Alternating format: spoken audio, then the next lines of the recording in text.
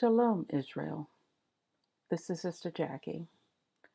About a month ago, I had a dream about a Negro King. I wasn't going to share it, but for some reason tonight, I had this urge that I needed to share it with um, the congregation. Um, I know I had told my sister about this dream, and she was like, "Oh, you should share that." But I was like, "No, I felt, at the time I felt that it was something I should keep to myself."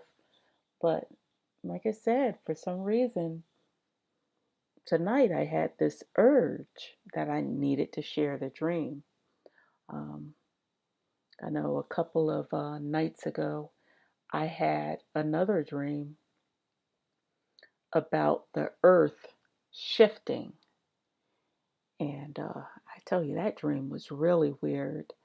Um, if you went somewhere and you would normally turn left, that location was now straight. And I was like, wow, that's a weird dream. Um, I'm thinking about this planet Nibiru, or however they pronounce it. Maybe there's something to that. I don't follow it, but I know a lot of people talk about the planet X and planet Nibiru. But anyway, I got a little off track. So, okay, back to the Negro King. The setting was at night, and I was either in a building or a tent, and I was standing behind this lady that I called my mother. Now, she wasn't my earthly mother, but I felt that she was my mother. And I remember in the dream, she wanted to meet with this man. So I can faintly remember the scene of us walking down this path until we reached a tent.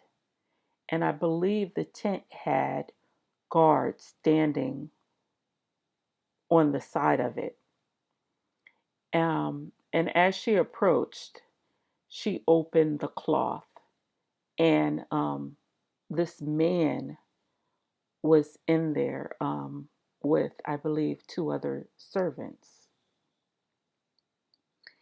And I think she was saying, "Excuse me." I don't believe she used those exact words, but she was basically telling him that, "Oh, I'll I'll come back." And he stopped her, and she never called him a king, but I knew he was a king. I mean, he had such an air about him, a commanding presence, a confidence. Um, when he walked towards her, he walked with, there was strength in his movement. And he didn't only walk towards her, I was there too. I was standing behind her. And I remember when he started talking to her, um, that he displayed so much gentleness. And I found that amazing because I don't think I've ever witnessed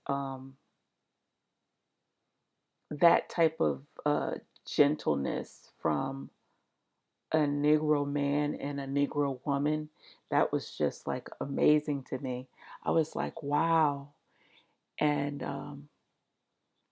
although he was gentle, I knew, um, don't mess with him, because he had like this commanding fatherly presence. He had a confidence that I don't think I've ever seen in this world.